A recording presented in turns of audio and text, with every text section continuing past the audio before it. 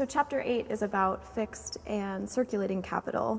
And there's this tension in Marx's analysis between what is fixed and what is fluid, or what is static and what is in motion. And so this becomes a question of how motion negotiates with fixity. Do you think that Marx would have thought it possible to see capital moving through the walls of a Wall Street skyscraper, or in the cogs of a machine, or even something as static as the physical infrastructure of a bridge or an airport? Yeah, I sometimes have this imagination. I look at the New York skyline and you see this kind of, then it's all fixed. And then you think of what is moving through it. And physically, there's all sorts of things moving through it. People, electricity, you know, all the rest of it, water, sewage, you know. But there's also money moving through it. And you then start to think about the flows of money which are associated. And I think that that is incredibly important. I was reading something the other day that kind of was talking about the New York skyline, and it kind of said basically, when you look at the New York skyline, you not only have to see it as an architectural production, but you also have to see it as a production of finance capital and the credit system. And when you put it in those terms, I think it's a very interesting juxtaposition. But this tension in Marx between fixity and motion is incredibly important. And to me, that chapter has an immense significance because what is a city if it's not a huge amount of fixed capital? And yet there's a lot of motion within the city. And the design of the city has to be such as to facilitate the motion. So you try to build the highways and you try to build the communication infrastructures and all the rest of it. So for me, you know, with my interest in urban issues, the chapter on fixed capital is absolutely crucial for understanding the relationship between Marx's analysis of economic dynamics and the production of urbanization.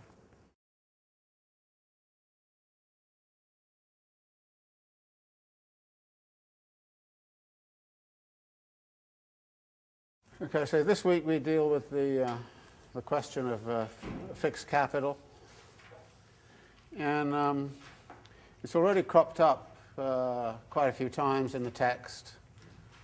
And I don't know if you noticed, but every time it does, it seems like, well, there's something going on that's different with fixed capital, and we have to sort this out at some point or other. And so these chapters are meant to sort it out. But the fixed capital question does not go away. It comes back in future chapters as well.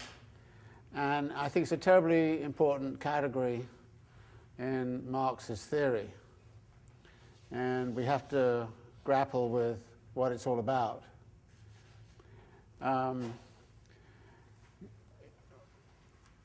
As usual, this chapter is, or these chapters are a little bit dry and technical and incomplete. And when I came to write a chapter on fixed capital in the book I did many years ago called Limits to Capital, I actually found that I was referring more to the Grundrisse than I was to Volume 2.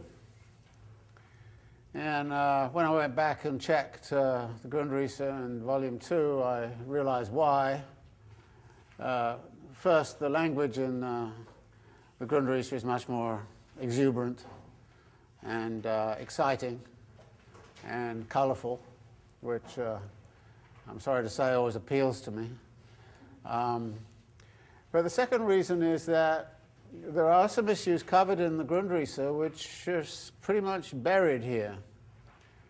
And in some instances, I think the sort of in-your-face statements in the Grundrisse are much more helpful if you have them in front of you before you actually go through Volume 2.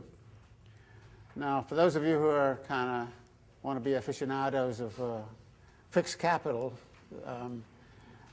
it starts around page 685 in the Grundrisse, and as you know, the Grundrisse are kind of notes, but from about page 685 on for the next 30 or 40 pages, fixed capital is all over the place.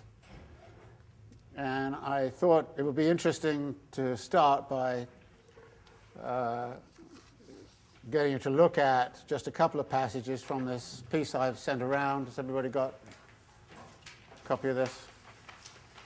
I mean, the sort of thing I mean is if you go to page 706,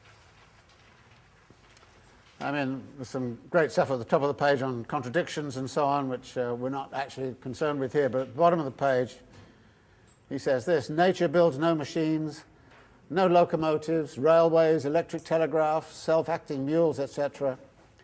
These are products of human industry, natural material transformed into organs of the human will over nature, or of human participation in nature. They are organs of the human brain created by the human hand, the power of knowledge objectified. The development of fixed capital indicates to what degree general social knowledge has become a direct force of production, and to what degree, hence, the conditions of the process of social life itself have come under the control of the general intellect and been transformed in accordance with it. To what degree the powers of social production have been produced not only in the form of knowledge but also as immediate organs of social practice of the real life process. Well, this is the kind of language I'm talking about that's all over the place in the Grundrisse, and I think, as you can see, it's very graphic. And there's an evocation of how fixed capital has entered to the landscape of capitalism. So you're looking at New York City and you say, look at all that fixed capital. I mean, this is pretty astonishing. And you think of the railroads, and you think of the highways, and you think of the ports and the airports and all this kind of stuff. I mean, we live in a world of fixed capital which is transformed, the transformation of nature, which is absolutely astonishing. And Marx, I think, is picking up on that sort of idea here in ways that don't happen in the Volume 2 presentation. The other thing that comes out, I think, very clearly in the Grundrisse, which is a bit buried in Volume 2, is the framework that Marx is setting up here, and the contrast. Essentially, if you look at it like this, and you list the sort of physical characteristics we're looking at machinery, we're looking at factories, we're looking at physical infrastructures,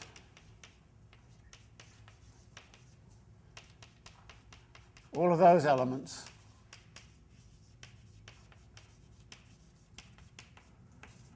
And these are the elements that Marx calls fixed capital.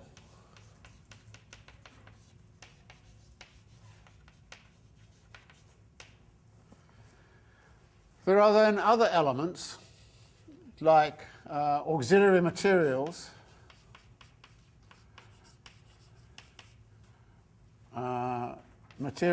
and the primary one to think about here would be energy. And then there are, if you like, all of the physical inputs into the production, the physical inputs, the raw materials, the intermediate products and all the rest of it that are then going to be processed into the commodity. And then, of course, there is labor power.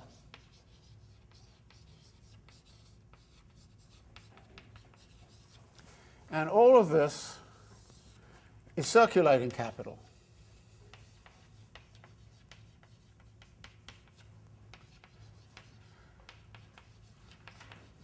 Now, Marx then introduces some other categories here, which he occasionally uses. That is, you can draw a line under here and actually then say everything above is really means of labor, or as he sometimes calls it, means of production in a very narrow sense. They are the instruments and the external forces that the laborer uses in then the physical inputs. These are really the object of labor.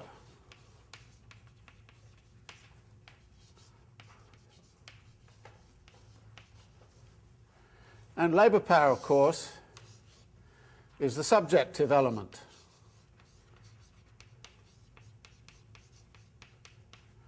So there's a different division he sets up between means of labour, object of labour, and the subjective element.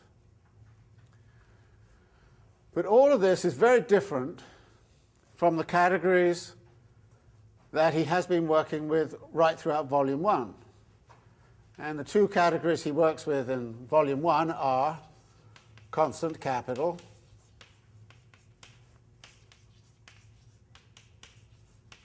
and variable capital.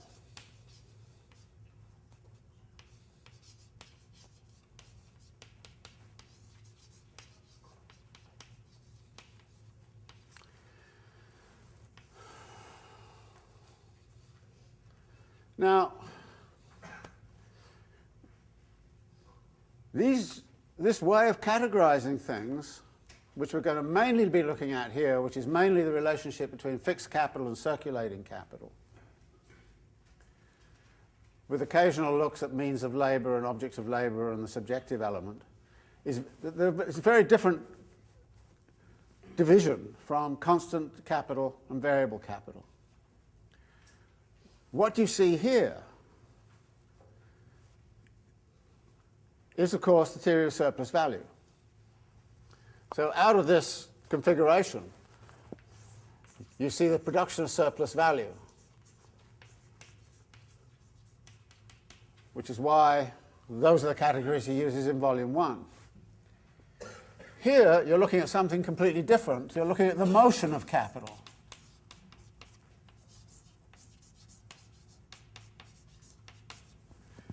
Can you see surplus value in these categories? No, you can't. So Marx is very careful to alert us, that using these categories conceals something. And what it does is to conceal the theory of surplus value. But what it reveals is something very important about the motion of capital, how it moves. Now, what Marx does is to take this as the central critique that he has of Adam Smith and of Ricardo. And so I'm going to jump up into these passages and go to page 297, which in a sense is a statement of Marx's objections to how Smith and Ricardo were so fascinated by the distinction between fixed and circulating capital that they forgot or couldn't see the theory of surplus value. And so he says in this first main paragraph, we can thus understand why bourgeois political economy held instinctively to Adam Smith's confusion of the categories fixed and circulating capital with the categories constant and variable capital, and uncritically echoed it from one generation down to the next for a whole century. It no longer distinguished at all between the portion of capital laid out on wages and the portion of capital laid out on raw material, and only formally distinguished the former from constant capital in terms of whether it was circulated bit by bit or all at once through the product. The basis for understanding the real movement of capitalist production, and thus of capitalist exploitation, was thus submerged at one blow. All that was involved on this view was the reappearance of values advanced. Now, I suggested you look at the Ricardo and Adam Smith kind of chapters very lightly, but that's the essence of his critique, is they became very, very interested in these categories. And they became very interested in them for another very, very particular reason. And the particular reason was that for them, capital was a thing. It was a stock of assets that were then put in motion by labour. Marx's definition of capital is not a thing definition, right? It's value in motion. it's a process definition. It is that circulation process that we studied in the first 4 chapters. It's a kind of continuity. So capital is that circulation process. So Marx is thinking circulation. They are thinking stocks. And in a sense, you can say, well, what we'll be looking at here is stocks and flows. But Marx has on his hands a certain paradox, because fixed capital does indeed act like a stock for a certain period of time. So while Marx prefers the language of flows, he's got to deal with the fact that as a use value, it is a stock. When you look at the fixed capital in Manhattan, you see it, it's a thing, it's big, it's huge. And and you can't evade its thingness. And while you can say, well, actually, if you look at all those buildings, instead of looking at their thingness, you imagined capital is circulating through them. I mean, you look at the building and you see the interest rate trickling out here and the income coming in there. You know, I mean, capital is moving through those buildings, and I think that's perfectly fine to think that, but you've still got the nature of the building. So there's a tension in Marx's analysis. And that tension is taken up very clearly in the Grundrisse on the next page. It doesn't come out terribly clearly, well, it's hidden if you go over the page. Marx says this in the Grundrisse, page 694. The development of the means of labour into machinery is not an accidental moment of capital, but is rather the historical reshaping of the traditional inherited means of labour into a form adequate to capital. Now, this notion of a form adequate to capital, if you go back to the chapter on machinery, Marx talks about the development of machinery in the factory system as a form of technological organisation that is adequate to capital. And it was only when it came up with that it found its own its unique technological basis. So this is echoing that idea here. And then he goes on, the accumulation of knowledge and of skill, of the general productive forces of the social brain, is thus absorbed into capital as opposed to labour, and hence appears as an attribute of capital, and more specifically of fixed capital, insofar as it enters into the production process as a means of production proper. Machinery appears then as the most adequate form of fixed capital, and fixed capital, insofar as capital's relations with itself are concerned, appears as the most adequate form of capital as such. Here comes the tension. In another respect, however, insofar as fixed capital is condemned to an existence within the confines of a specific use value, it does not correspond to the concept of capital, which as value is indifferent to every specific form of use value and can adopt or shed any of them as equivalent incarnations. In this respect, as regards capital's external relations, it is circulating capital, which appears as the adequate form of capital and not fixed capital. Now, what this passage does for me is to highlight an immense tension in the landscape of capital between fixity and motion, between stasis and flow, between stock and flow. It's an unavoidable tension, but it's going to pose Marx a lot of problems. I mean, here he is on both of these things we read out about fixed capital, kind of saying, you know, fixed capital is the apogee of the whole. It represents the sort of conquest of the world, the power of knowledge objectified, all those kinds of things. So he's saying all of these incredible things about fixed capital. And then he's saying, but the trouble with fixed capital is it's fixed. And it's fixed in its form as a use value. And some of it, as we see, is fixed in space. But capital is all about motion. So how does motion negotiate with fixity? And this is, if you like, a fascinating kind of problem. And one that I certainly make a lot of. Because that tension between fixity and motion can be, and we get many hints of it in here, the source of crises.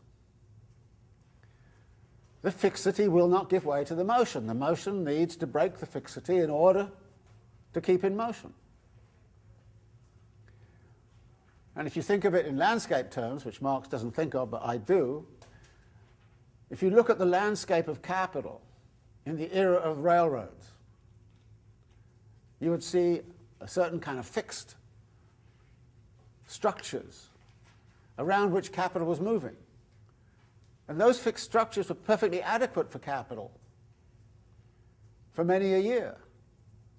But as capital became faster and moved and all this kind of stuff, the railroads became less and less adequate. So you have the internal combustion engine, and you start to say, highways, and then you have the jet transport, and you have, then you have containerization. In other words, the landscape of capital at a particular historical moment is adequate to capital at that moment, but is not adequate at a later time as the system grows and expands and its accumulation proceeds. So what you get is what I would call creative destruction on the land. You have to destroy the old landscape to build the new. So the deindustrialization of America in the 1980s, 1990s was a classic example of the destruction of a particular landscape which had been extremely successful. And then suddenly you look at all these vacant buildings, and what on earth are you going to do with all those vacant buildings? And you turn, textile mills into condominiums or something. I mean, you've got to do something with it. You've got to recycle them somehow.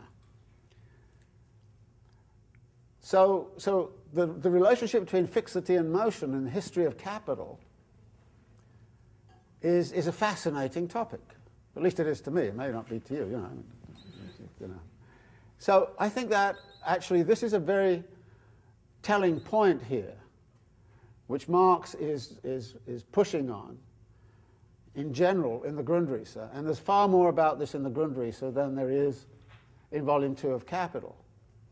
There are bits of it in Volume 2 of Capital, and you can kind of use that. But you have to put them into, if you like, the sort of picture I'm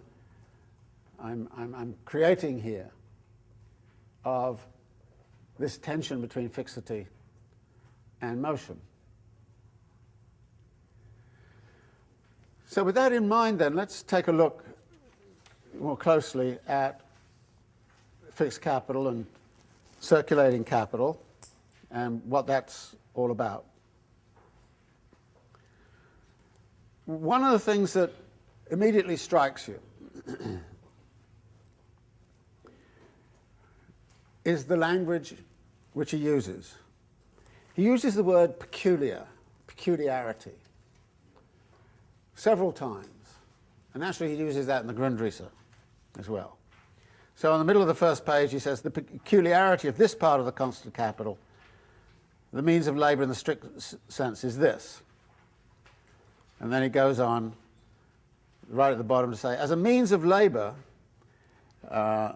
functions and is used up, one part of its value passes over to the product, while another part remains fixed in the means of labour and hence in the production process. The value fixed in this way steadily declines until the means of labour is worn out and has therefore distributed its value in a longer or shorter period over the volume of products that has emerged from a series of continually repeated labour processes. As long as a means of labour still remains effective, now I want you to be very careful about that. It remains effective. What does this mean? As long as it remains effective, he says, and does not yet have to be replaced by a new item of the same kind, some constant capital value remains fixed in it, while another part of the value originally fixed in it passes over to the product and thus circulates as a component of the commodity stock. The longer the means of labour lasts and the more slowly it wears out, the longer the constant capital value remains fixed in the use form. But whatever its degree of durability, the proportion in which it gives up value is always in inverse ratio to the overall duration of its function. If two machines are of equal value, but one of them wears out in 5 years and the other in 10, then the first gives up twice as much value in the same space of time as the second does. Again, in the next paragraph, it's a peculiar form of circulation. In the first place, it does not circulate in its use form. It is rather its value that circulates. And this does so gradually, bit by bit, in the degree to which it is transferred to the product that circulates as a commodity. This peculiarity, goes on to say, is what gives this part of constant capital a form of fixed capital. All other material components of the capital advanced in the production process, on the other hand, form by contrast to its circulating or fluid capital. So the use value remains fixed and the value keeps flowing. Okay, you look at the skyscraper and you say, well, the skyscraper's still there tomorrow. It hasn't, flown away. It hasn't moved. It's fixed.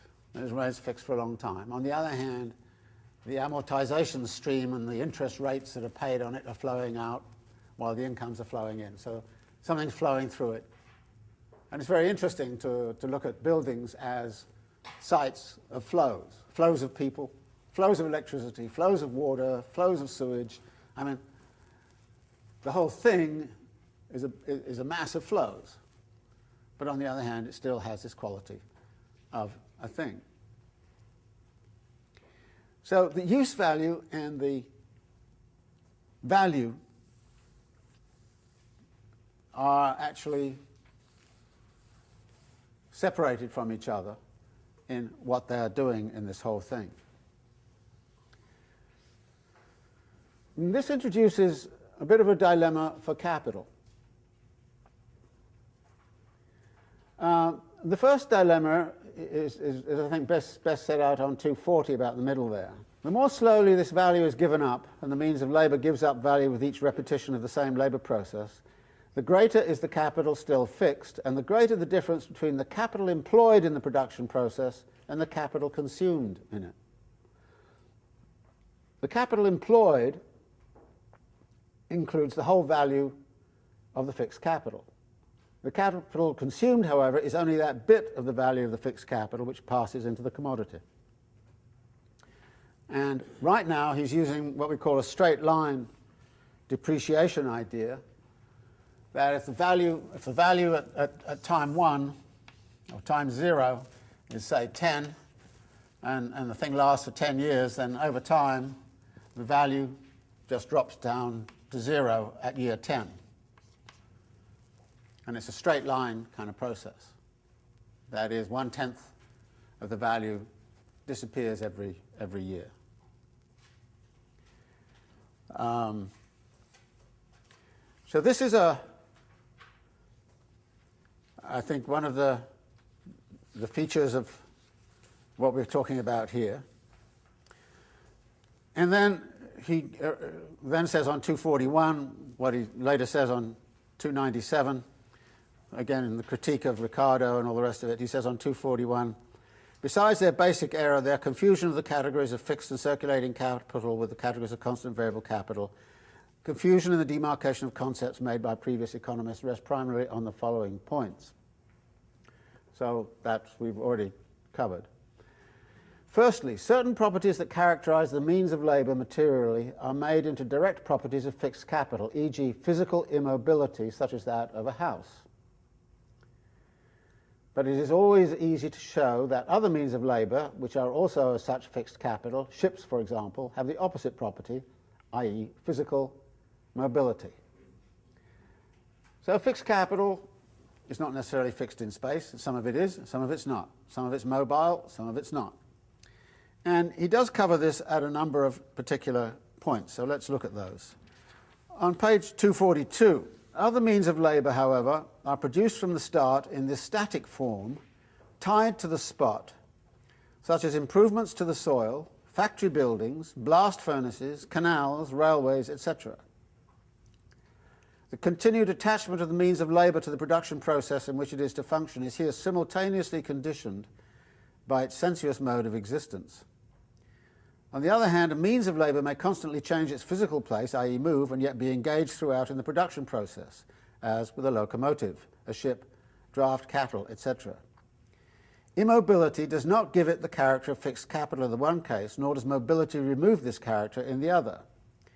But the circumstance that some means of labour are fixed in location, with their roots in the soil, gives this part of the fixed capital a particular role in the nation's economy. They cannot be sent abroad or circulate as commodities on the world market.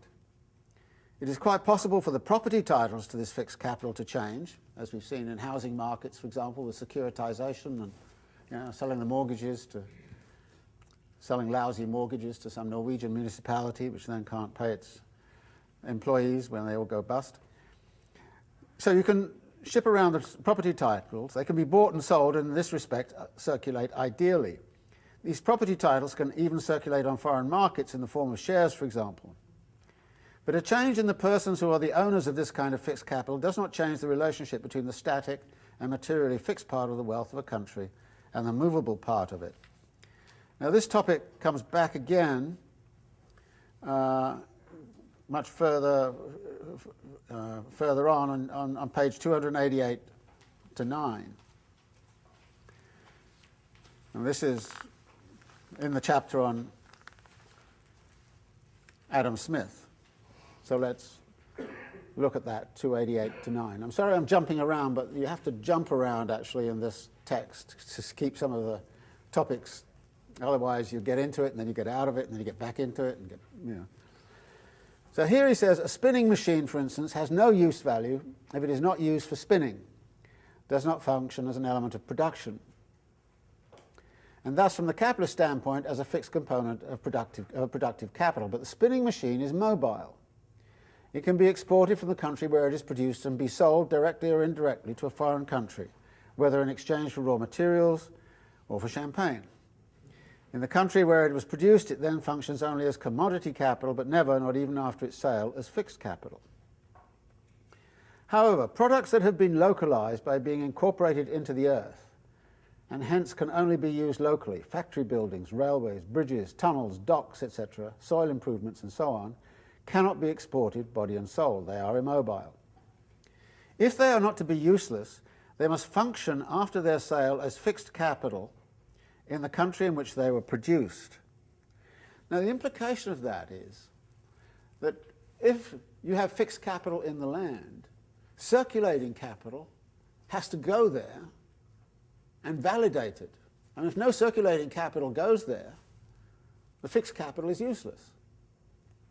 So in order for the value of that fixed capital embodied into the land to be recuperated, fixed capital has to attract, or circulating capital has to be sort of mandated, as it were, to go there rather than somewhere else. So this is where you get the fixity in motion. And the way I sort of think of this, I mean, on the one hand, the fixity is the airport, the motion is the airplane. If you build an airport and no planes come to it, what kind of fixed capital is that? It's useless. So you've got to make sure all the planes come there. So there's competition between the different airports to try and get as much trade as they possibly can. So the circulating part has to obey, if you like, the dictates of the fixed part, if the value in the fixed part is going to be realized. If the airport lasts, say, 30 years before, you've got all your money back out of having built it and all that kind of thing, and you're prepared to abandon it, if it lasts 30 years, then for 30 years, circulating capital has to keep on going through it. And that's the implication of this. But he then goes on to say, for the capitalist producer who builds factories speculatively or improves estates in order to sell them, these things are the form of his commodity capital. And so according to Smith, the form of his circulating capital. But from the society's standpoint, they must ultimately function as fixed capital if they are not to be useless in the country in question in a production process fixed by their own location. It in no way follows from this that immobile objects as such are automatically fixed capital. They may be dwelling houses that belong to the consumption fund. Here's another thing. Fixed capital is what is used in the production process. But consumers also need something fixed, and this is termed the consumption fund. So knives and forks are part of your fixed capital, sort of in the household, and therefore they are not fixed capital in Marx's definition, they are part of the consumption fund. And of course we live our lives in houses and all the rest of it, so they're all part of the consumption fund, but the consumption fund is also often fixed in space and often has a long life. So consumers then have to act in a certain way in relationship to the consumption fund so that the money can be got back from whatever is put into the consumption fund. So, as he says, they may be dwelling houses, etc., that belong to the consumption fund and thus do not form part of the social capital at all, even though they form an element of the social wealth of which capital is only one part. The producer of these things, to express ourselves in Smith's terms, makes a profit by their sale, so they're circulating capital. The person who puts them to use, their ultimate buyer, can use them only by employing them in the production process. And then he talks about property titles changing and all the rest of it. The middle paragraph of 289 is also interesting. The locally fixed means of labour, those inseparable from the soil, even though they may function for their producer as commodity capital and do not form any element of his fixed capital, which consists for him of the means of labour that he needs to build buildings, railways, etc., must necessarily function prospectively as fixed capital in the country in question. But it in no way follows, conversely, that fixed capital necessarily consists of immovable objects, and then the ship and the locomotive and so on. So here we have a component which is that aspect of fixed capital that's embedded in the land. And it has a very particular role to play in the economy of nations. It has a very, very important role to play in, if you like, corralling the circulation of circulating capital so that the fixed capital, the value, gets utilized. Let's go back to 241. He then introduces another thing which you probably saw several times in this text. It comes up again and again. Towards the bottom of the main central paragraph, he says this: if its material properties also allow it to serve for other functions than that of means of labour, then whether it is fixed capital or not depends on these various functions. Cattle as draft animals are fixed capital. When being fattened for slaughter, they are raw material that eventually passes into circulation as a product, and so not fixed but circulating capital. There's another version of this, slightly different, on 281, 282. He says, the same things may form components of fluid or of fixed capital according to the different functions they perform in the labour process. Cattle used as draft cattle, means of labour for example, form a material mode of existence of fixed capital, while as fattening cattle, raw material, they are a component, part of the farmer's circulating capital. The same thing, moreover, can function at one time as a component of productive capital and at another time form part of the direct consumption fund. A house, for example, when it functions as a place of work, is a fixed component of productive capital. When it functions as a dwelling, it is in no way a form of capital in this capacity. The same means of labour can in many cases function at one time as means of production and at another time as means of consumption. Now, this is Marx using the relationality idea that fixed capital is defined by what it relates to. And this is actually a terribly important idea. And when I hit this, it illuminated something for me that had long struck me as odd.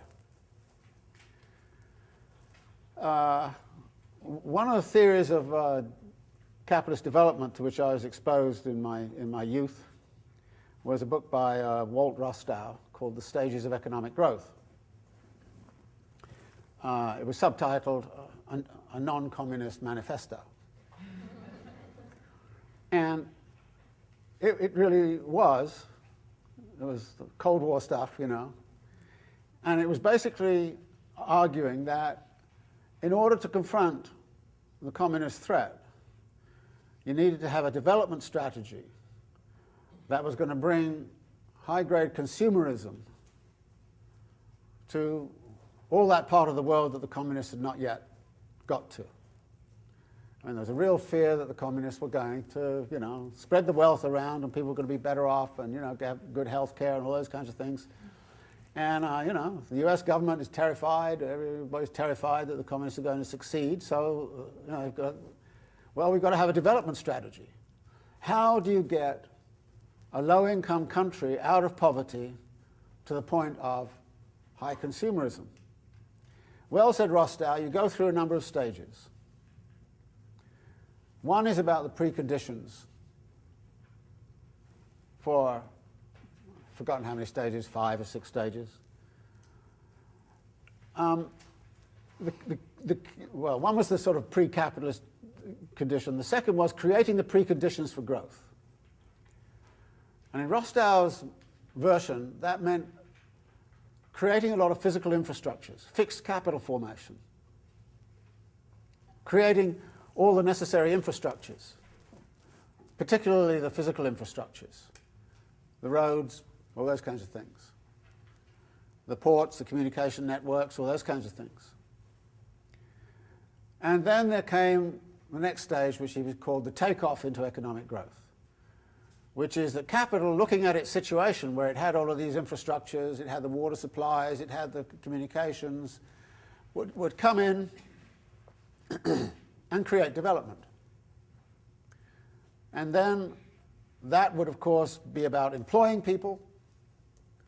And in the initial stages, of course, people will be employed at relatively low wages, but as time went on, consumer demand would need to pick up, and so there would be increasing wealth, and you get the drive to the era of mass consumption, which would then show the Ruskies they didn't know what they were doing.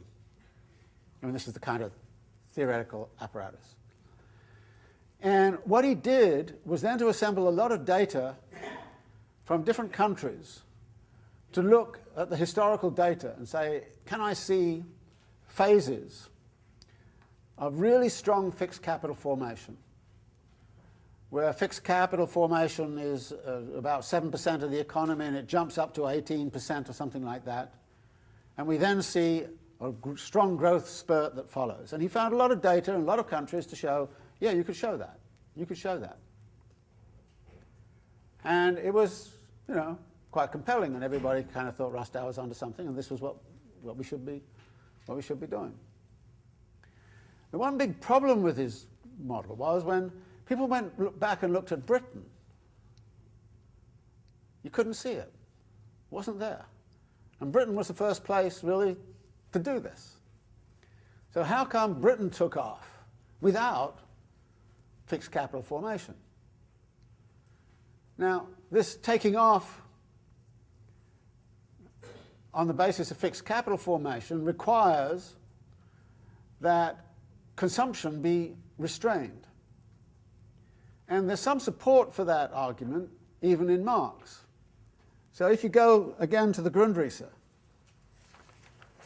and you go to page 707, where Marx talks about the development of fixed capital indicates, in another respect, the degree of development of wealth generally or of capital. What Marx says, hence, only when a certain degree of productivity has already been reached, so that a part of production time is sufficient for immediate production, can an increasingly large part be applied to the production of the means of production. This requires that society be able to wait, which was exactly what Rostow's argument was. That a large part of the wealth already created can be withdrawn both from immediate consumption and from production for immediate consumption in order to employ this part for labour which is not immediately productive within the material production process itself.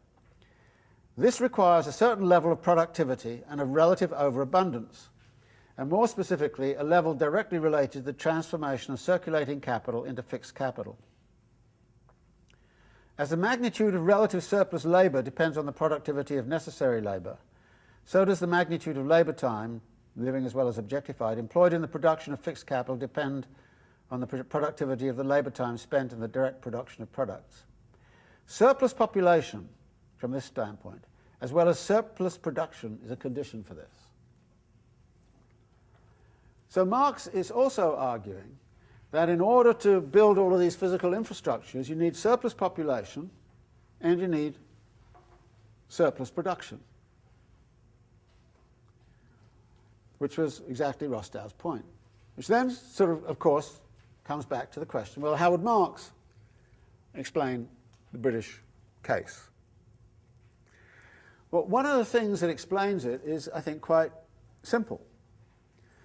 That actually, under mercantilism in Britain and the power of merchant capital, Britain had developed a tremendous amount of fixed physical infrastructures which were largely organized for consumption. And in doing that, of course, they had robbed much of the rest of the world through merchant capital. They'd, plundered the West Indies and set up the plantation system and all those kinds of things. So the British had surplus capital from all of that. They had a surplus population off the land, and they already had means of production embedded in the land in the way of turnpikes and all those kinds of things. And they could simply convert them to productive uses.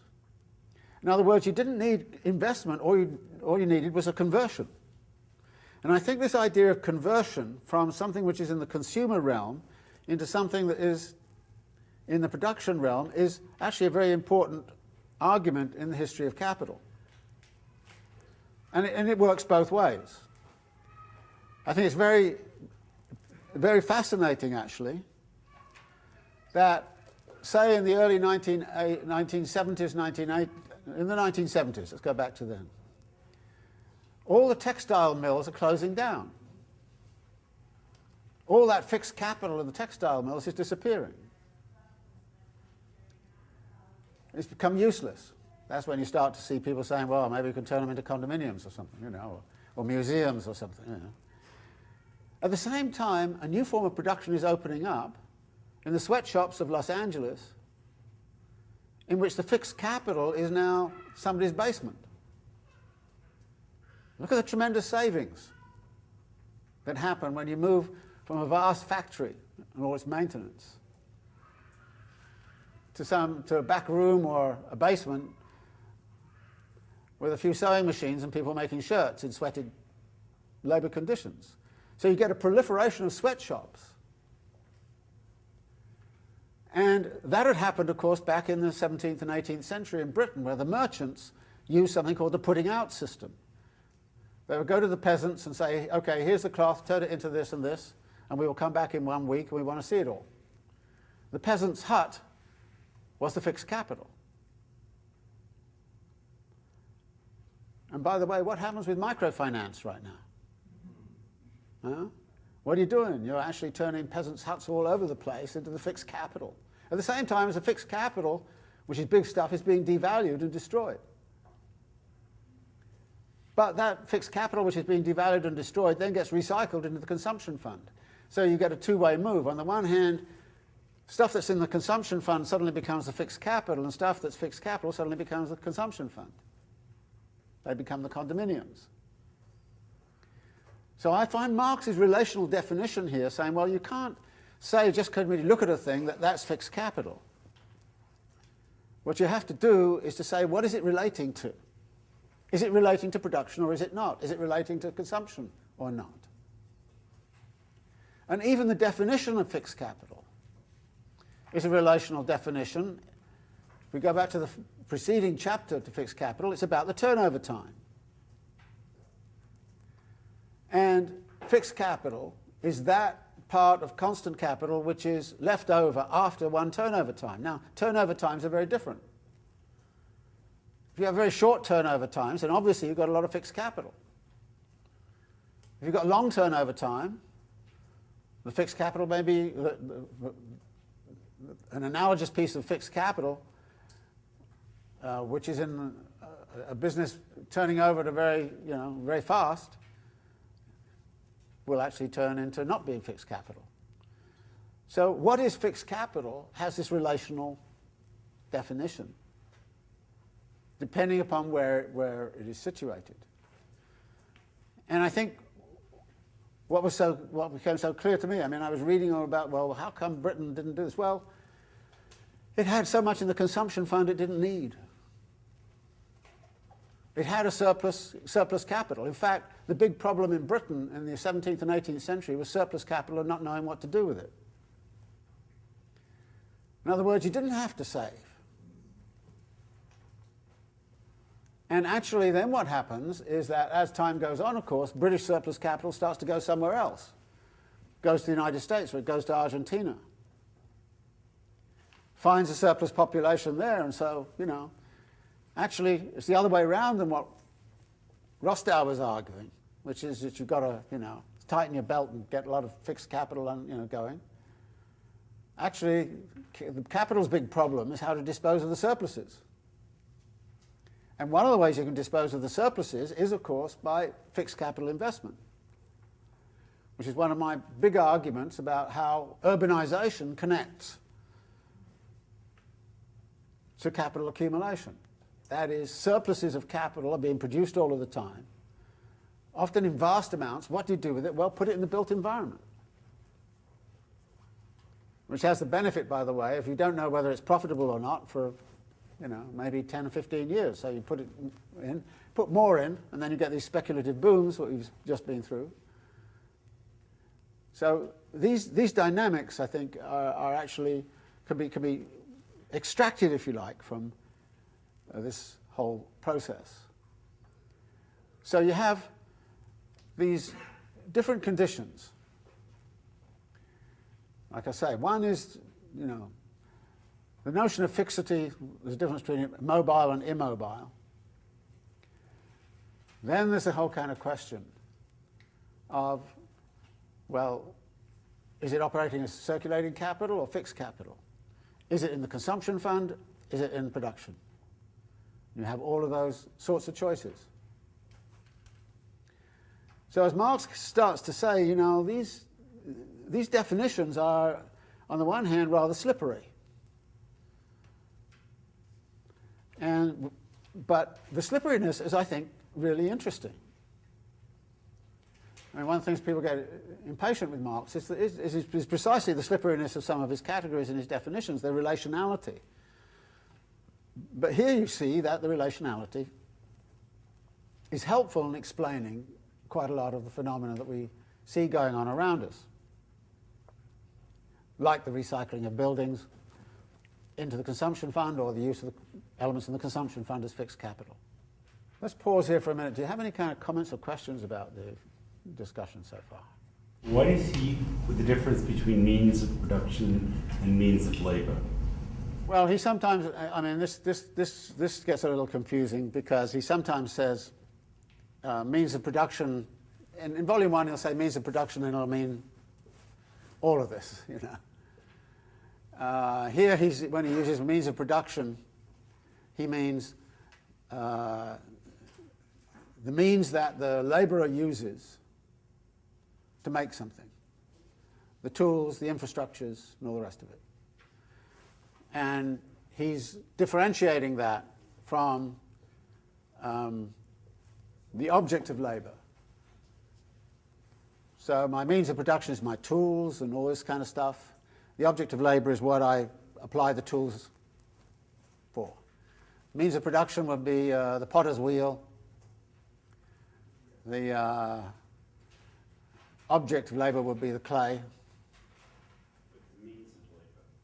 Means of labor, yes. No. No, the means of labor is his wheel. The object of labor is what is worked upon. The means of production is everything. Well, in volume 1 it's everything, but he sometimes slips in his language and calls this means of production when he should be saying means of labor. You'll find that actually in here a few times. I found it a few times. So it can get a little confusing. The same thing happens about circulating capital. Circulating capital is a category that only operates fixed capital and circulating capital only operate within the realm of production. It's not about the circuits of capital. So, you know, Marx always imagines that you're smart enough to know all these distinctions and he doesn't have to explain them to you, but, you know, it can get confusing sometimes. Yeah. Where are the raw materials in your chart? Yeah, they're here. They're auxiliary materials, the physical inputs, the raw materials. Because in the text he distinguishes between ancillaries and Yes. raw materials. Auxiliary materials are the energy, which is not incorporated in the product.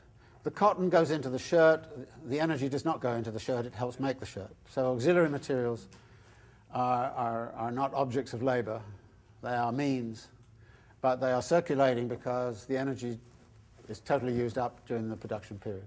So in chapters 10 and 11, Marx is engaging with Smith and Ricardo, particularly around this question of fixed capital. And I think one of the compelling things about Marx's analysis is that he's engaging with these classical political economists on their own terms and using their own categories. And what do you think was the strategic value for Marx in engaging with Smith and Ricardo on their own terms? And how do you think there could be strategic value for Marxist economists today in engaging in a similar sort of polemic with mainstream economists? It's partly a historical accident that Marx proceeded in this way. At that time, there was no fields of, economic history was not a field. It would be very difficult to have kind of written an economic history of capitalism from the 16th century onwards. And Marx was not really in a position to do that. So the very beginning of his tactic in Capital is to take all of the political economists that had been writing from the sort of 16th century onwards, and to say in a way they were trying to understand this new world that was emerging around them, and they all saw something important about it.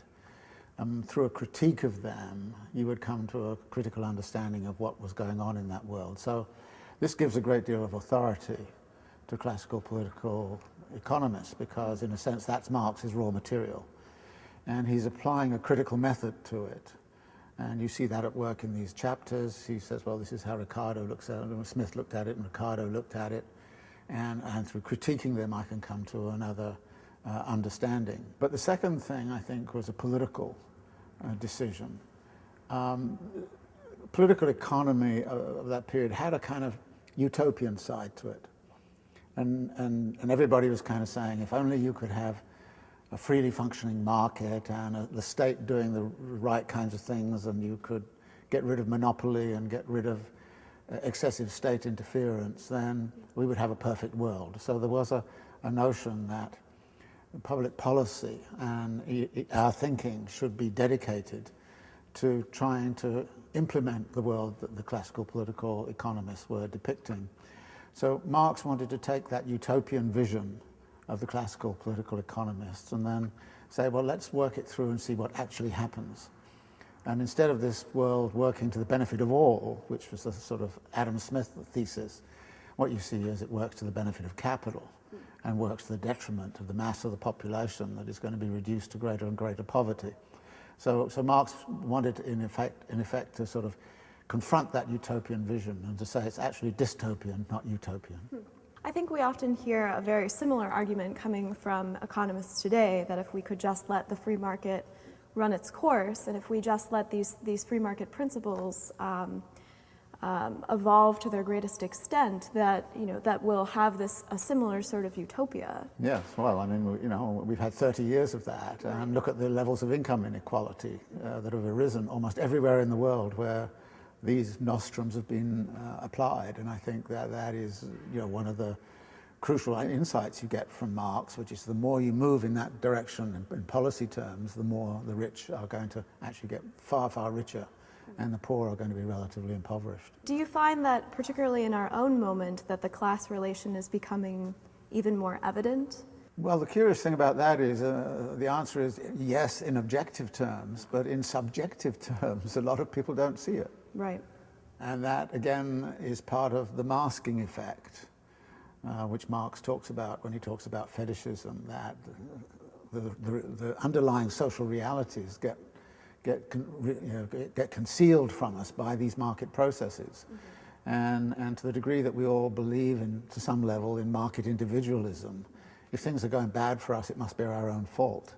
So people don't see the class relation, and of course there is a lot of polemical work done to make sure that we don't see it. So, because as soon as people start to see it, then there starts to be class action. I mean, one of my favorite quotes right now is from Warren Buffett. He was asked about, is there class war? And he said, sure, there's class war. And it's my class, the rich, who are waging it, and we're winning. And I think that this is a very telling kind of way of representing the situation right now. I'm not going to spend much time on the questions of repairs, replacements, maintenance, what the railway manuals show, and all those kinds of things. The only important thing to realize is that what Marx does is to say that those all belong to circulating capital. All those little bits and pieces that are going there to keep the sort of machinery running and fix it up and repair it and all those sorts of things. Of course, the difficulty with replacement is that with most machines, different bits wear out at different rates at different times. And so there's a very complicated kind of relationship as to how many bits you have to replace until you've actually replaced the whole machine, and so as he starts to say, well, this is a pretty blurred category. And then there's also sort of issues about the monetary circulation, which are rather significant because when you buy a machine, you buy a commodity, and you buy it all at one time. So you subtract from commodity, and then you don't go back into the commodity market for some considerable time. And so there's a lot of excess money out there now because you just bought the machine. Then you begin to recuperate the value of the machine over time. What do you do with the bits and pieces of money that you recuperate each year? Well, you hoard them. So there's a time difference between, if you like, the commodity exchanges and the monetary exchanges. And of course, by hoarding, you're taking money out of circulation. So you launch all the money into circulation at one particular moment, and then you come out of it at another. And we'll talk a little bit about that in a minute. So what this tends to generate are certain cyclical movements in terms of both the purchase of fixed capital and also the flows of money into the market. And if everybody goes in and buys fixed capital at the same time, and suddenly there's a vast amount of money in the market, and commodities have been withdrawn, and so there's a deficit of commodities and money. So again, there's a demand-supply kind of inequality which is being set up here, and a distinction that is being created in the monetary circulation versus the commodity circulation. I'm not going to go into that here because this is taken up in much greater detail much later, and we'll look at it there. The issue I really wanted to concentrate on here is one that comes up rather late in this chapter on fixed and circulating capital, and it has to do with the category that Marx calls moral depreciation. Now, in volume 1 of Capital, he had highlighted this.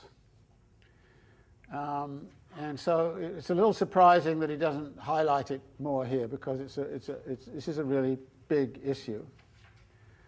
And it's so serious that some very reputable economists looking at Marx's analysis and favorable to what Marx is doing will say that this issue actually undermines Marx's value theory entirely.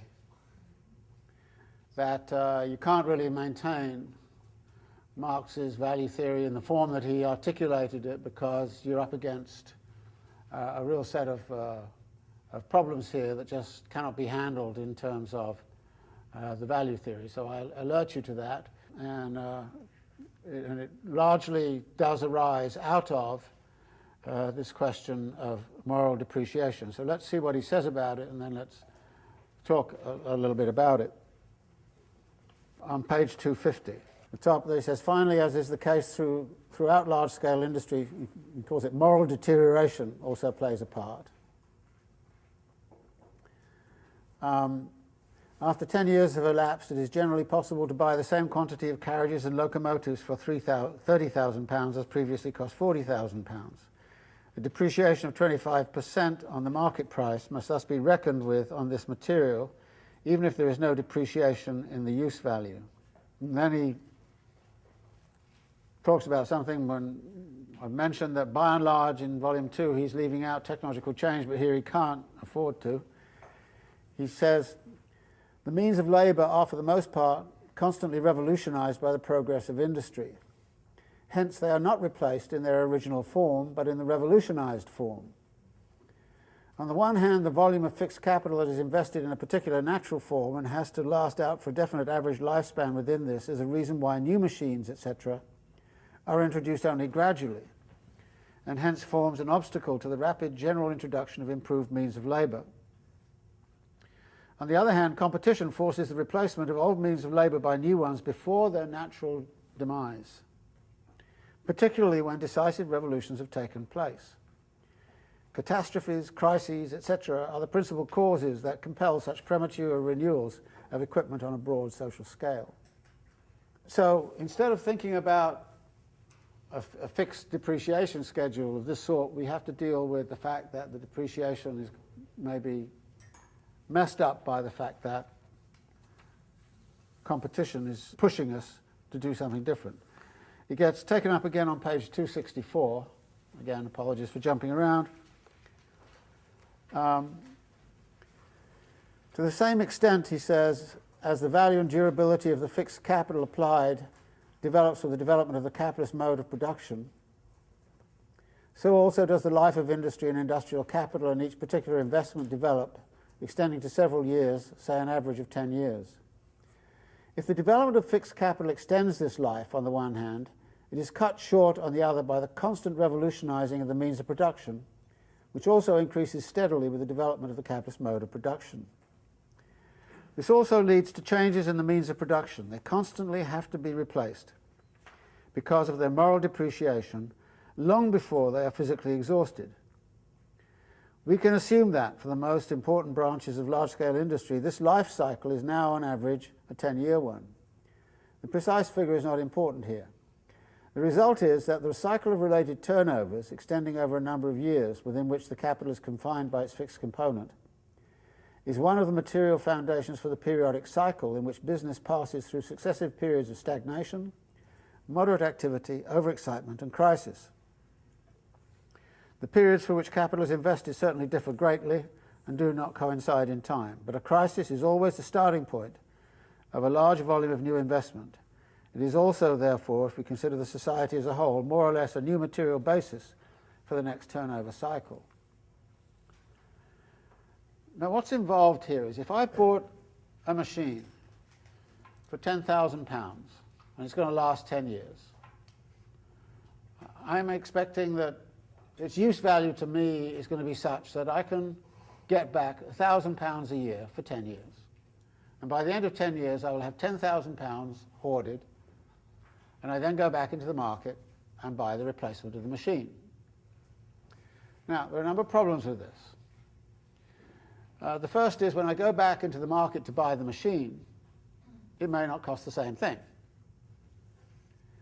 So that's the first problem. The replacement cost is not necessarily the same as the depreciated cost. So what is the value of the machine? Is it its replacement cost, or its depreciated, its depreciating value through use? So that's, if you like, the first conundrum. The second, however, is even more problematic. The value of the machine to the capitalist is this, that the machine helps the capitalist gain relative surplus value. Now, I don't know if you remember the conundrum in Volume 1. Machines cannot be a source of value, but they can be a source of relative surplus value. But they're a source of relative surplus value only to the degree that I possess a superior machine to you. So my superior machine is, is giving me relative surplus value because I have a superior machine. What happens when a bunch of people suddenly get superior machines to me? My machine cannot help me produce the relative surplus value I had before. Which goes back to that language of how effective is the machine. And plainly, the effectiveness of the machine cannot be judged outside of its capacity to help me produce relative surplus value relative to what all the other capitalists are doing. If, say, after 5 years, suddenly somebody comes on the market with an identical machine which I paid £10,000 for, and somebody comes on the market and says you can have it for £5,000, and everybody else suddenly buys the same machine for £5,000, what does that do to the value of my machine? Well, I can still try and get back the £1,000 a year out of it, but everybody else will only want to get 500 out of it, and I'll be at a competitive disadvantage in the market, and I'll probably have to bring it down to 500. So I will not be able to get back the whole of the value of my machine. Now that was one of the reasons, and it is mentioned very briefly here, but that was one of the reasons why Marx mentioned in Volume 1 that it is this problem that drives the capitalists to try to use up a machine as fast as they can to avoid any problems of moral depreciation, which then leads immediately to putting pressure on labour to use the machine, because, as he says here, wear and tear depends on its use. And if I use it more intensively, then I've used up the machine faster, and it doesn't last 10 years, it only lasts 5 years. And if, say, instead of employing it only for 12 hours a day, I employ it for 24 hours a day, then I can get back my £10,000 faster, which leads then the capitalist to want to have shift work, night work, and all the rest of it. And Marx outlines a lot of that in Volume 1. He's not taking that up very systematically here at all. He mentions it a couple of times. But the moral depreciation is a real serious problem, because at any point in the lifetime of the machine, how do I figure out what its value is? And this is, this is a real conundrum.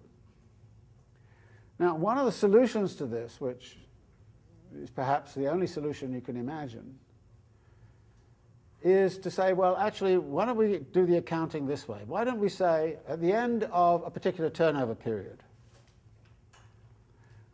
the capitalists has produced two things. One is they produce the commodity, which they've sold in the market. The other thing is they've produced a slightly depreciated machine. Okay, so the end of the first year, or if we take it on a yearly basis, the end of the first year, I've produced the commodity, and I've produced a machine that I bought the year before for 10,000, and it's now worth 9,000. So I go into the market and I say, well, who's going to give me 9,000? And you can, of course, sell machines, sewing machines, if you like. It's a bit harder to sell factories and so on. But the accounting in this case, what it does is then to say, well, what is the value of that machine in the market at the end of the first year? And it's not necessarily £9,000. I mean, if somebody has come in and sort of at the end of the first year produced a comparative machine for £5,000, it's only worth £5,000. So in a sense, I've lost 4,000, but at least I know what its market value is. That is, I treat this whole process in terms of what we call joint products. Now, joint products actually are a problem in economics in general, and joint products are a problem for Marx. I mean, what is the value of a sheep when it's meat, it's hides, it's wool? I mean, you know. So it actually, and a lot of production processes end up being joint products. And he's really talked already about a joint use kind of thing with oxen. They can be used as fixed capital, or they can be used as part of the circulating capital. So what you do is you introduce this into this question of moral depreciation. You can start to look at it. So you have three ways of, if you like, valuing the machine. One would be, all right, it's straight line depreciation. But that's a fantasy, that's an ideal, that's not how things actually do get valued in competitive markets. If somebody else comes in and produces in this year something of that sort, then the depreciated value of the machine is now equal to the value of the new machine. Or what would you rather have, the new machine or an old machine depreciated value? If, of course, you get something of this sort, that it's down here, then clearly I have to drop down here and then do my depreciation like that. So moral depreciation is infecting, if you like, this whole question of the value of the machine. And so that's one way, is that to do this. Now, there are ways to think about this which actually do enter into the calculation. One is, as he starts to say here, well, you guess what the trajectory of technological innovation is going to be like. And you engage in accelerated depreciation, or you engage in planned obsolescence. That is, you have a physical machine that can last 10 years, but you plan actually to replace it after 5. And you may actually, after 5, sell the remaining use value on the machine for something. So you can plan obsolescence in this. But that's an accounting gimmick, as it were. It doesn't fit very well. It's a pricing gimmick which doesn't fit very well with the value theory, which is that a machine has a socially necessary labour time embodied in it. I like the joint product solution by saying, well, the machine is ideally, if you want to say that, because you don't actually do it, it's ideally it is a joint product at the end of a particular turnover period.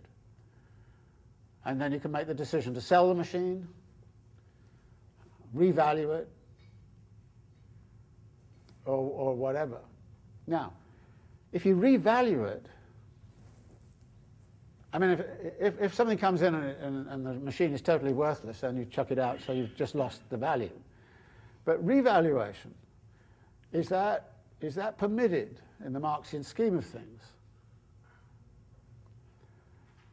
Most economists looking at this will say, no, you can't do that. It's not consistent with the value theory. The way I try and skedaddle out of this is to say, look, Marx says a thing only has value if it also has a use value. If it hasn't got a use value, then it's not value. So at the end of every production cycle, you have to ask the question, what is the use value of the machine? And if the use value is less after 1 year than it was when you bought it, you obviously have a different value in the machine because the use value is changing. In other words, that's where this language, which I mentioned earlier about effective, what was effective in this process becomes rather significant. Back on 238, when he said, as long as a means of labour still remains effective and does not yet have to be replaced by a new item of the same kind, some constant capital value remains fixed in it. He doesn't go into this question of what is effective. And when he says some constant capital value remains fixed in it, how much is surely tied to how effective it is. And the effectiveness is the use value of the machine in helping produce surplus value. If it no longer helps produce surplus value, it's not being effective. So the value of the machine gets reduced so that it can still produce the surplus value, which is equivalent to the surplus value which your competitors are producing. So the value of this fixed capital is a real problem in Marxian theory. But it's not only a problem in Marxian theory, it also turns out to be a huge problem in conventional economics. I mean, how do you value a capital asset? Well, we just went through this wonderful period, right? When you know, the banks are kind of saying, well, I have all of these mortgages, claims to these titles, this is a capital assets, and I value them at da-da-da-da-da-da. And people say, how can they have any value when there's no market? You can't sell them anywhere. And the answer would be, well, but you know, there will be a market one day, and then I'll be able to sell them. But the value of that house, it was built for so and so and so and so and so.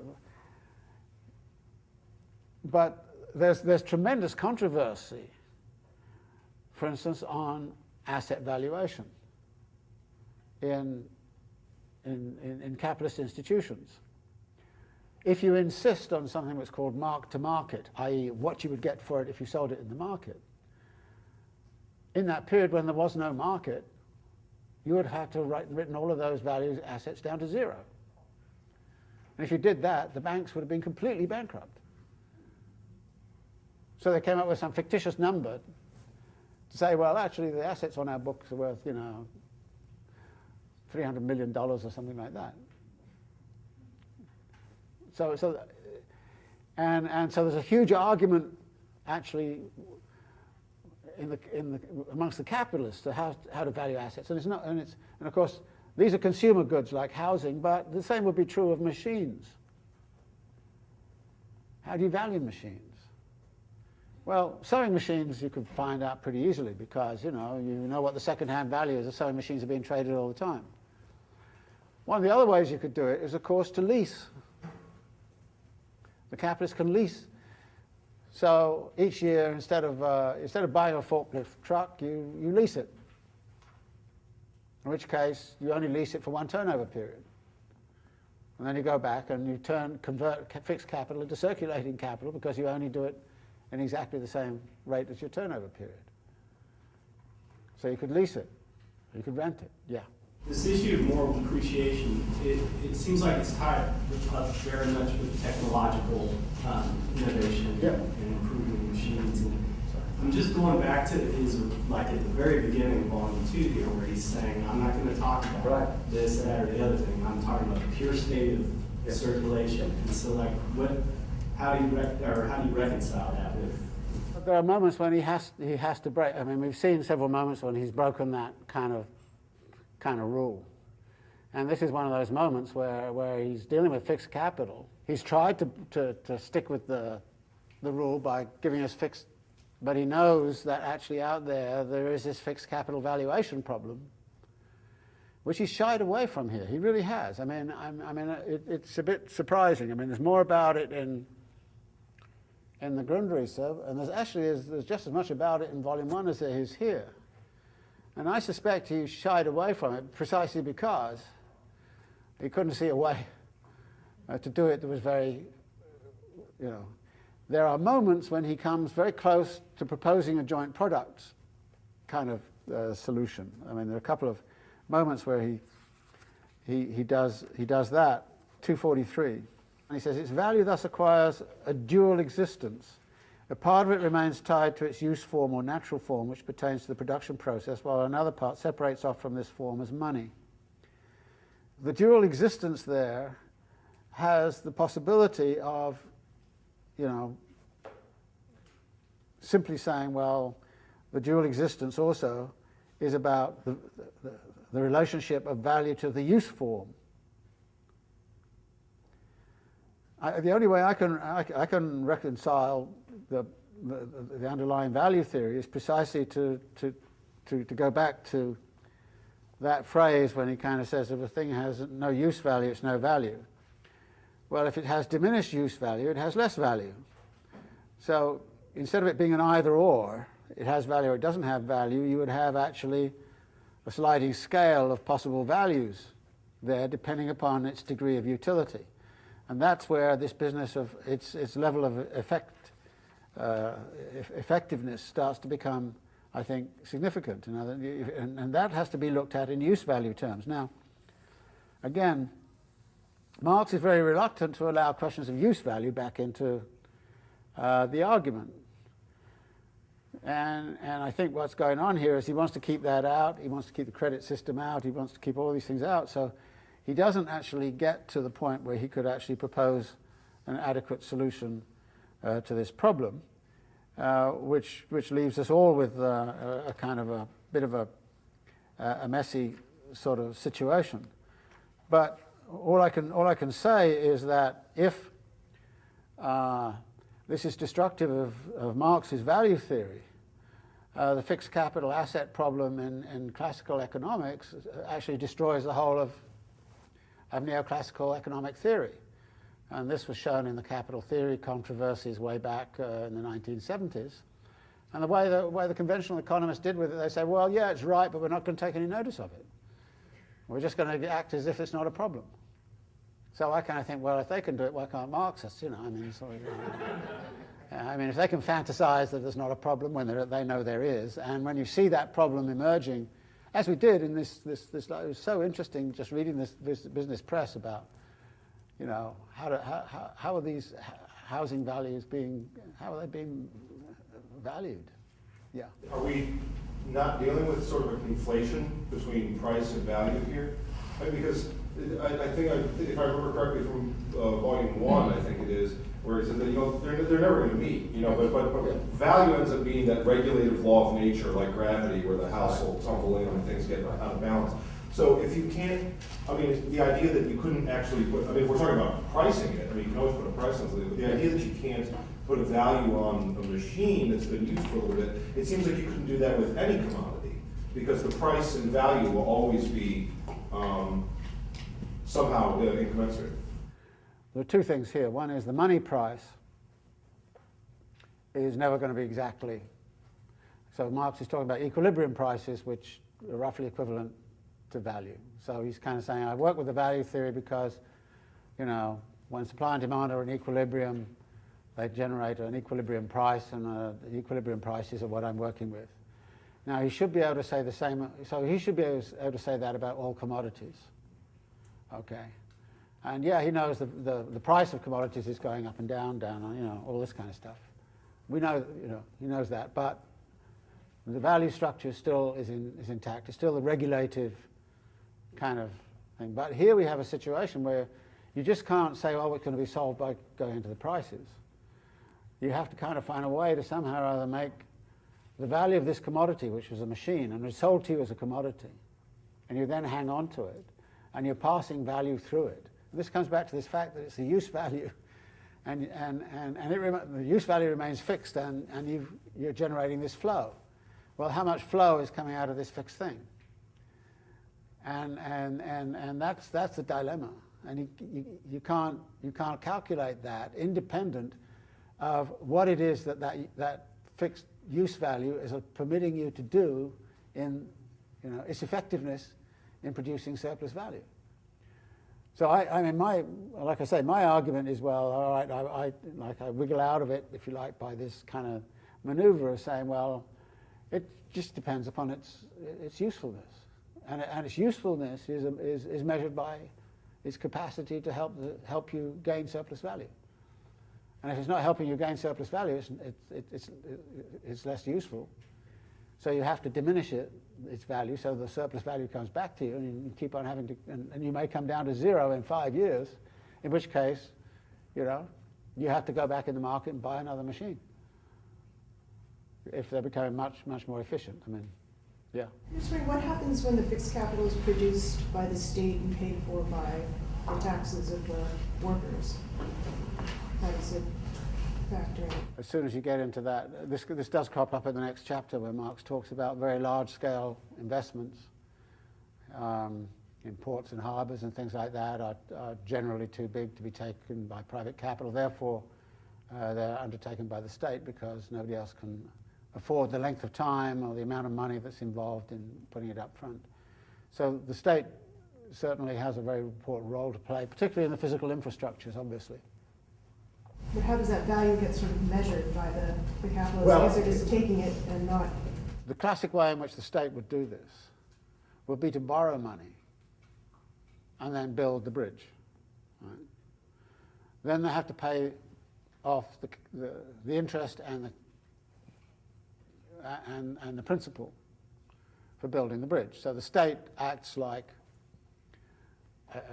a mini capitalist in a way, except that, well, this is very interesting, the physical infrastructure is made available to the people who use it, not for the full value, but simply on the basis of the interest which is being paid.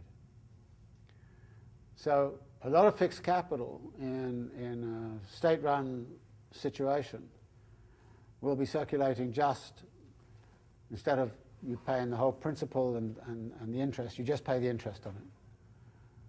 And of course, classically, the state will also pay for it with taxation and so on. But the obvious, I mean, you could do it that way, but the obvious way to do it would be to have a bond issue. And then in return, and then all you need, and then the interest on that bond is how capital circulates through the bridge, is through state debt. And we'll see, in the next chapter, he has some stuff about kinds of activities that get done via the state. Any other? Yeah. I was wondering, we have been talking about physical fixed capital. I was wondering whether there are also kinds of fixed capital that are non-physical or immaterial. Like what? What do you mean, knowledge? I've been thinking about softwares. Yeah. For instance, like financial capital needs softwares for circulate. But I'm not sure that can be considered fixed capital. No, typically that would be circulating. I mean, again, you just use it and you pay for it as you use it, right? Or are you talking about the software that's incorporated into the machine? In which case it's part of the machine. Your computer For running a software, you also need the hardware, but they go together. Yeah. As he says, when he says a fixed capital is the power of knowledge objectified.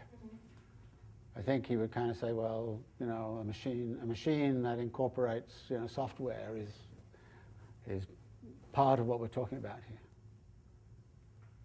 So software. The difficulty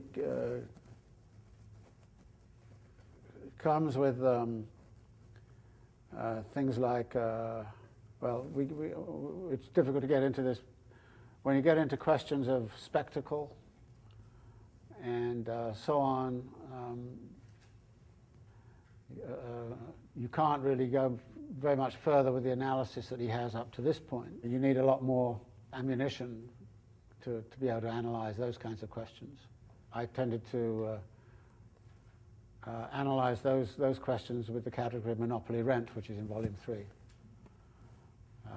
So there are things you can do, but again, you have to use other parts of the analysis in order to incorporate many of those issues into the argument. but it can be done. The other thing is that when you look at the volumes of fixed capital with which we're now surrounded, and the huge amount of monies that go into the consumption fund, and how the consumption fund is itself when merchants get hold of it, becomes a source of considerable profit and extraction of surplus value through real estate brokers and all the rest of it. In other words, if you look at the housing market as part of the consumption fund, you would not say this is outside of the general dynamics of capital accumulation. What you would say is that it is not part of fixed capital in the way that Marx is talking about it here, which is narrowly defined as the production process. That production process, of course, goes on in the production of a house. But the house is a commodity, and then the commodity is sold at its value, presumably. And as it's sold at its value, so then people who buy it may find themselves having to face either the credit system or the merchant capitalist or whatever as what Marx called a secondary form of exploitation, which exists in society. Now, Marx does not make much of these secondary forms of exploitation. They are generally mentioned in the Communist Manifesto, and they get occasional mention here. But I think that if you look at something like the housing market, you would have to say that this is, the way that ownership titles circulate in the housing market, what goes on with mortgage securitization, all those kinds of questions starts to become very much integrated into the dynamics of what finance is all about. And we're going to get into some of that when we get into the credit system after we do merchant capital. And the idea of doing merchant capital right now, as I suggested at the outset, is to put some flesh and bones on the general category of commodity capital. And you remember that Marx argued commodity capital is terribly important to look at, particularly when you want to understand the aggregate circulation in society, because commodity capital is about matching how much iron ore you need to produce so much steel and how much steel you need to produce a car. And all of those matchups are very much about the physical nature of the commodities which are being sold and circulated, and then what the role of the merchant is in helping circulate, or in some cases forming an independent source of power, which can challenge, if you like, the power of productive capital. And so rather than sort of talking about it simply in terms of functions, as we did in the first 3 chapters, we start to look at it in terms of agents. Who are the agents? What do the agents claim? What can the agents do? And how can the agents screw things up? I mean, Marx is always kind of interested in those questions. And so that's what we're going to look at when we get into merchant's capital. And this actually came in the section on replacement, repairs, and accumulation of fixed capital. So it starts on 251, where Marx talks about the way in which repairs and replacement can morph into a gradual extension of a business in the course of partial renewal. And this can happen 2 ways, he says: extensively, if the field of production is extended; intensively, if the means of production are made more effective. And he then considers the extensive side of this. And on the next page he says, this in turn depends to a large extent on the space available. In some buildings extra floors can be added, while others require horizontal extension and thus more land. While capitalist production is marked by the waste of much material, there is also much inappropriate horizontal extension of this kind, partly involving a loss of labour power, in the course of the gradual extension of a business, since nothing is done according to a social plan, but rather depends on the infinitely varied circumstances, means, etc., with which the individual capitalist acts. The progressive reinvestment of the money reserve fund, of the part of the fixed capital that is transformed back into money, is most easily effected in agriculture. Here, a spatially given field of production is capable of the greatest gradual absorption of capital. The same is true when natural reproduction takes place, as in the case of cattle breeding. Now, you're probably going to think I'm clinging on to little straws of ideas, and in effect I am. But that's one of the fun things of dealing with Volume 2 of Capital. There are all these little bits like this that you can actually then blow up into a sort of whole books and things, and that's what makes the volume for me particularly exciting. Now, being a geographer, of course, I'm very much interested in the whole theme of the production of space and how space gets produced, how urban spaces get produced, how agrarian landscapes are transformed. And of course there is the famous book by Henri Lefebvre, a Marxist, called The Production of Space. And within Marxian theory in general, that's sort of treated as somehow or other over there, you know. I mean, it's not integrable into the general dynamics. But here is a passage which actually integrates it and kind of opens up the possibility to talk about the production of space, but does it in a way, I think, particularly in the agricultural case, which is of particular interest to me, that is talking here about a spatially given field of production capable of the greatest gradual absorption of capital. Now, one of the arguments I've been making about urbanization and all the rest of it is that this is one of the major means by which surplus capital gets absorbed. And so here is Marx talking about the absorption of capital through extension of the whole system. And so, if you like, the whole dynamics of the geography of the system is going to be transformed as you absorb surplus capital in this way. And in these few paragraphs, what Marx does is open up the possibility for people like me to pretend I'm a legitimate Marxist by kind of saying, well, you know, on page 252 of Capital, Volume 2, he says this, and I'm just developing that idea, you know, instead of being viewed as some unorthodox person who wants to talk about space and spatiality and all those other nutty things that we geographers like to talk about. But I think actually it's a very important way in which it can be integrated into Marxian theory, and it does integrate with all the other stuff about transportation and so on, which goes on in Volume 2 of Capital rather nicely, and flows and absorption of surplus capital and all the rest of it.